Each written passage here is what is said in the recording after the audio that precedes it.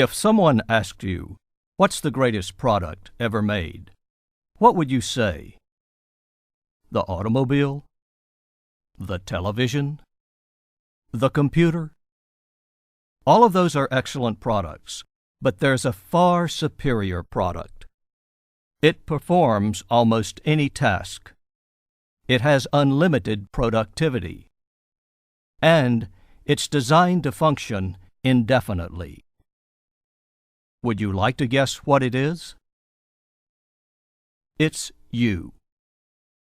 What's more, there's only one of you. That makes you unique, one of a kind.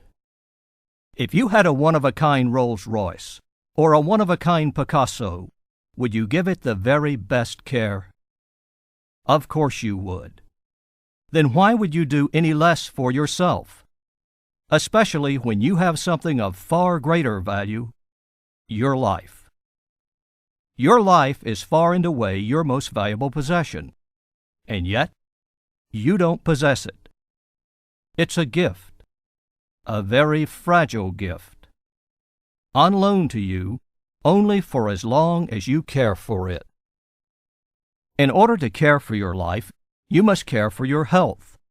As you well know, your enjoyment of life is greatly dependent upon the state of your health. Your success in life is also dependent upon your health.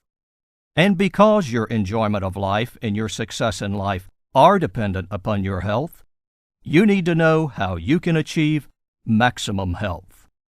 Over the next few minutes, you're going to learn how to do exactly that. You will listen to some of the most amazing and fascinating information you have ever heard or will ever hear. If you have an illness or a disease, you will learn the cause of it and what you should immediately do to start correcting it. If you are fortunate enough to be in good health, you will learn how to raise your energy and stamina to a level about which others only dream. The first thing you must learn in order to achieve maximum health is that most everything you have been taught about health is erroneous. It's just plain, flat out, wrong. Shocking?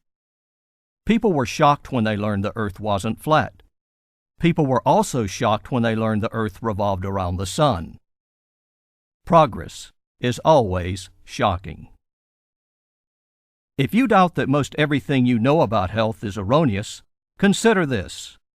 The number of cases of all degenerative diseases has increased each year for the last 80 years.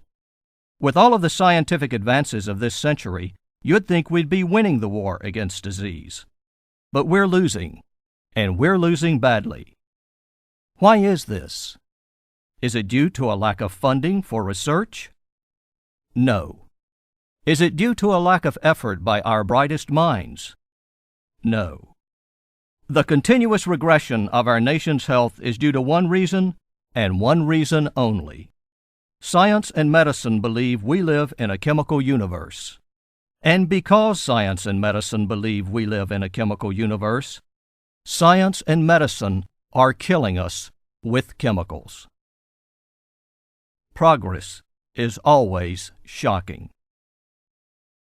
Each day, some new chemical is introduced into your environment. As a result, you live in a world that's never existed before. Prior to the 20th century, the Earth's environment had essentially remained the same. The air was clean, the water was pure, and food was grown organically. Compare that environment to today's environment. Your air is chemically polluted with everything from car exhausts to household cleansers. Chemical fertilizers and chemical pesticides are used to grow your fruits, vegetables, and grains. Hormones and antibiotics are given to your beef and poultry. Your fish are contaminated with mercury. You eat processed food, canned food, and microwaved food. Preservatives are added to your food, and you have over 5,000 toxins in your drinking water.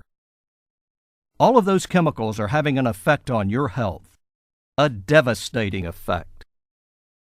Everything you eat, drink, and breathe is saturated with chemicals.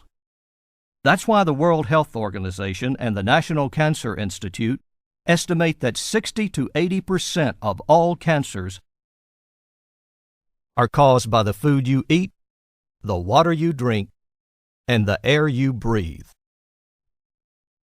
All of this business about chemicals was originated 2,500 years ago by a fellow named Democritus. Democritus hypothesized there was some basic chemical substance from which all things were formed. He didn't know what it was, so he called it the building block of life. Democritus was hailed as a genius for pointing science in a new direction. And unfortunately for your health, science has been traveling in that direction ever since. Democritus searched diligently for his chemical substance, but he never found it. So the scientific community continued the search after his death. It took them over 2,000 years, but they finally found Democritus's chemical building block. It turned out to be the atom. After the noise and celebration over the discovery of the atom had died down, science told us the atom was made up of positive and negative electrical charges. That should cause you to pause and think. If we truly live in a chemical universe, and our universe is made up of chemical building blocks called atoms, then atoms should be made up of chemicals. But science tells us that atoms are made up of positive and negative electrical charges. If that seems strange to you, here's something even stranger. No one has ever seen any chemical substance inside this so-called chemical building block. That's right. Even with the most powerful microscopes, no one has ever seen it. Even worse, there isn't a single piece of scientific evidence to support the belief in a chemical building block. Science prides itself on demanding controlled studies before it will put its stamp of approval on any research. Yet the fundamental concept for science has never been subjected to the test of proof. If you're wondering how this double standard can exist, it's because this figment of Democritus's imagination has been handed down from one scientific generation to the next for 2,500 years. It's ingrained into the belief system of science. It serves as the foundation for science. To remove it would bring down science's house of cards. Are you beginning to doubt whether or not you live in a chemical universe? You should doubt it, because you don't live in a chemical universe. Science proves it by finding electrical charges inside its so-called chemical building block. Then science proceeds to shoot itself in the foot by insisting there's some chemical substance inside that building block. There's just one major problem. That chemical substance doesn't exist. That's why no one has ever seen it. Then why does science keep insisting it exists? Because science believes it exists. Just as science once believed the earth was flat and the sun revolved around the earth. Science's folly would be downright amusing except for one thing. It's dangerous and deadly to you. It's dangerous and deadly to you because science believes chemicals are the solution to our health problems. And because science believes chemicals are the solution to our health problems, science is the cause of our health problems. Progress is always shocking.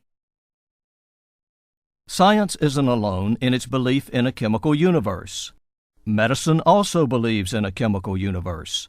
And because medicine believes in a chemical universe, medicine believes it can cure our illnesses and diseases with chemicals.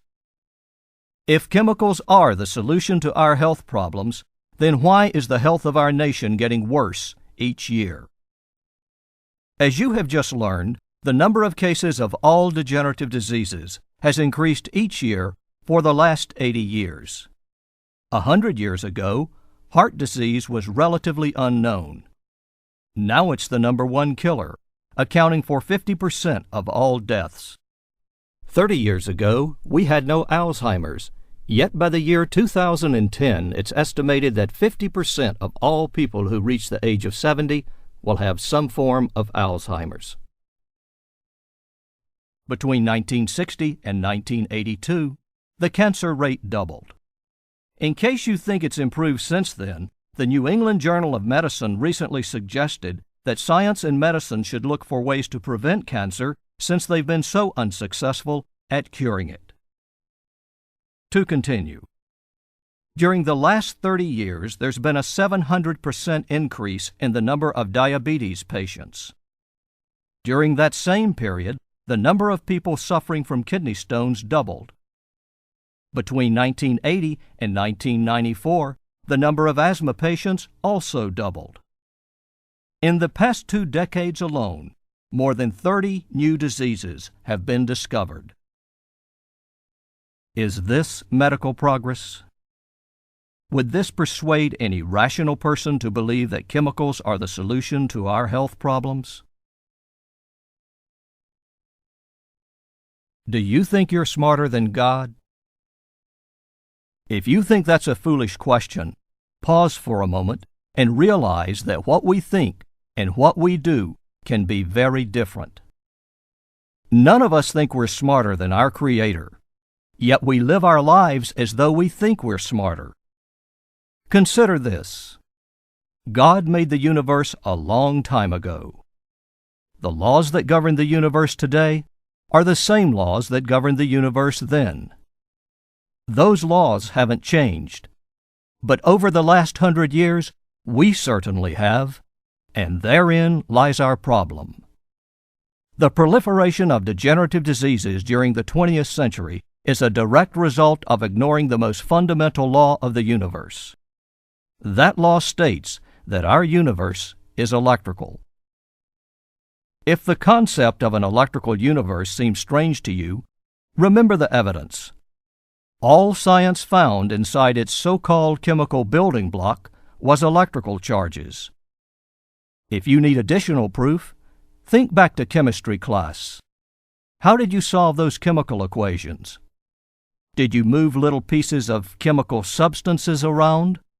Or did you move positive and negative electrical charges around? Want further proof?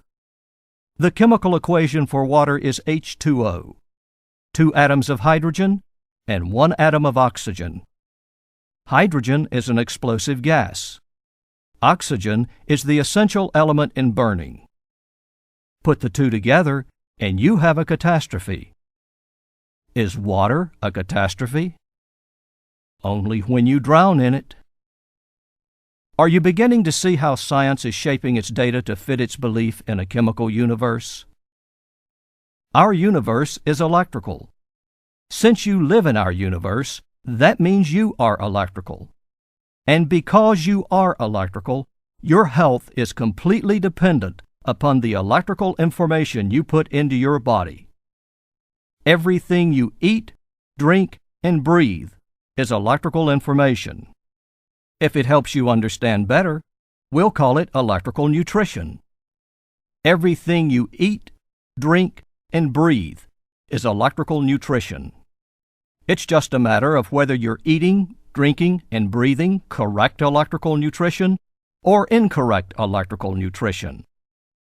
Would it surprise you to know that virtually everyone is eating, drinking, and breathing incorrect electrical nutrition? As you well know, a toxin is a poison. Anytime you put incorrect electrical nutrition into your body, you're putting a toxin into your body. Take cyanide, for example. No one in their right mind would swallow a capsule of cyanide. It would kill them instantly. Yet the only difference between a capsule of cyanide and the health habits of our nation is that cyanide kills at lightning speed, and what we eat, drink, and breathe kills very slowly over a period of years. Progress is always shocking. Isn't it ironic that our requirements for life, food, water, and air, are also the reasons for our death? It doesn't make sense, does it? It never will make sense until you understand how your body is designed to function. When our Creator designed our bodies, He didn't design us to live 70 years, 80 years, or 100 years. He designed us to live indefinitely. To this day, scientists and doctors can't explain why our bodies should ever wear out. Oh, sure, cancer and heart attacks can bring us to a swift conclusion. But absent disease, our bodies are designed to function indefinitely.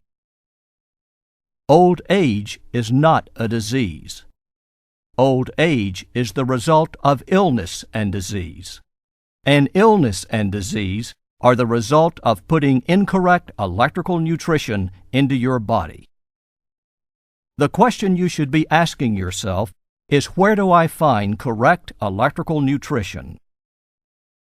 Think of your favorite vegetable. See it growing in a garden without chemical pesticides and fertilizers. You're looking at a food which provides correct electrical nutrition. If you eat that vegetable, you're eating far more than food. You're eating correct electrical nutrition, and correct electrical nutrition is the only thing your body can recognize and utilize to function properly. Now imagine someone coming along and spraying that vegetable with a chemical pesticide. You are now looking at a food which provides incorrect electrical nutrition. No matter how much you wash that vegetable, you can't make it electrically correct again. If you eat that vegetable, you'll be putting incorrect electrical nutrition into your body, and that is a toxin.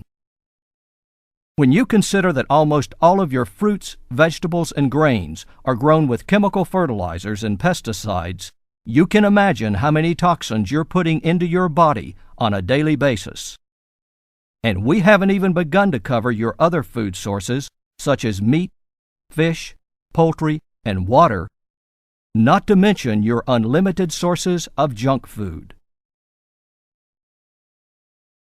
Please pay close attention, because this is the only place you're going to hear this. Your doctor won't tell you about it because your doctor doesn't know about it. And why doesn't your doctor know about it? Because your doctor didn't learn it in medical school. And why didn't your doctor learn it in medical school? Because the medical school believes we live in a chemical universe. And because the medical school believes we live in a chemical universe, it is easy to understand why our population is so heavily afflicted with illness and disease. Actually, there is only one disease. That disease is being out of homeostasis. Homeostasis means all parts of your body are operating at a highly efficient level, and each part of your body is communicating with the rest of your body in a highly efficient manner. When your body is operating in this fashion, you are in homeostasis. And when you are in homeostasis, you are in maximum health. Conversely, when any part of your body is not operating at a highly efficient level and is not communicating with the rest of your body in a highly efficient manner, you are out of homeostasis. No part of your body is independent from the rest of your body.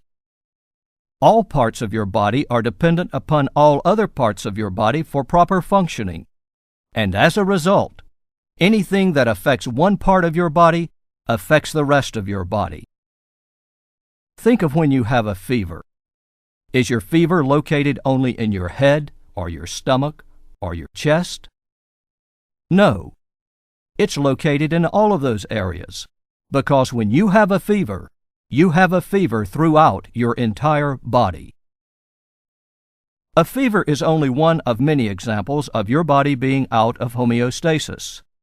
When you are out of homeostasis, your body is toxic.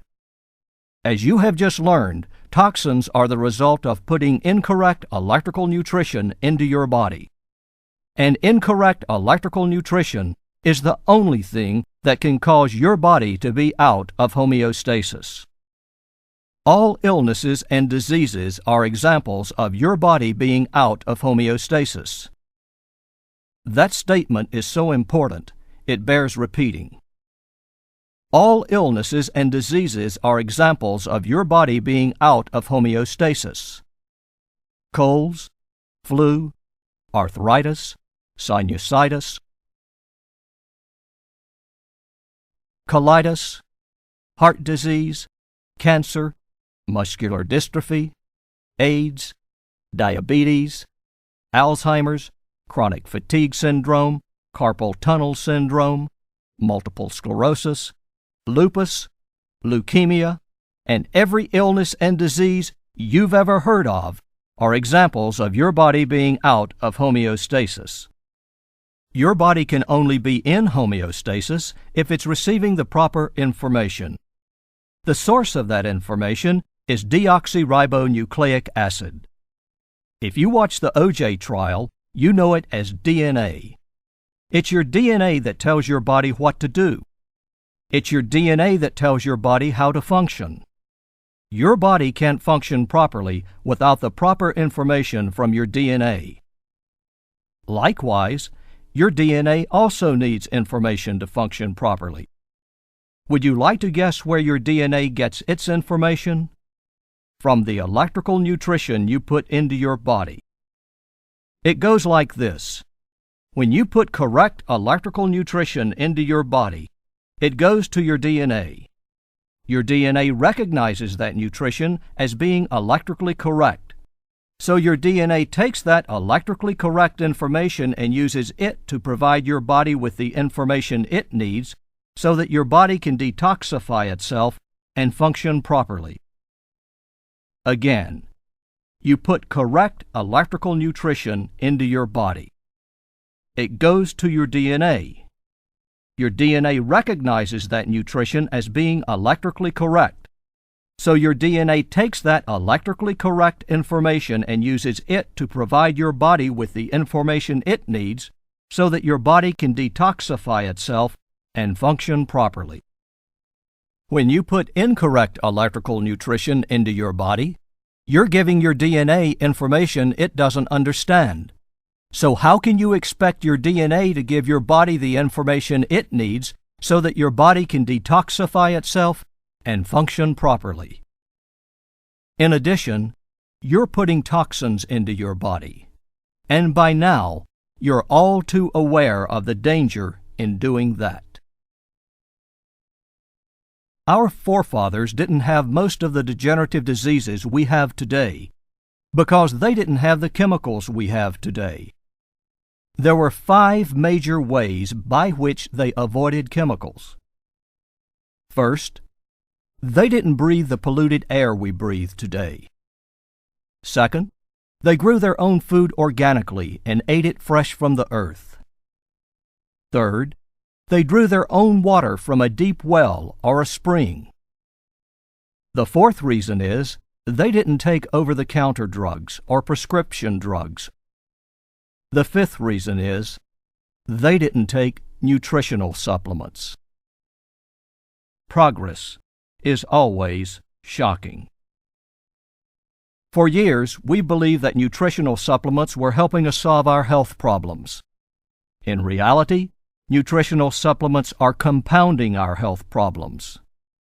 The most fundamental way in which nutritional supplements compound our health problems is by being electrically incorrect. Let's use calcium as an example. If you're taking a calcium supplement, you assume you're doing something beneficial for your body. Let's see if you are. What kind of calcium are you taking? Is it elemental calcium, calcium carbonate, calcium lactate, calcium gluconate, or calcium aspartate? Those are just a few of the many forms of calcium. If you don't know which form of calcium is electrically correct for your body, you're playing Russian roulette when you put calcium into your body. In addition to taking the electrically correct form of calcium,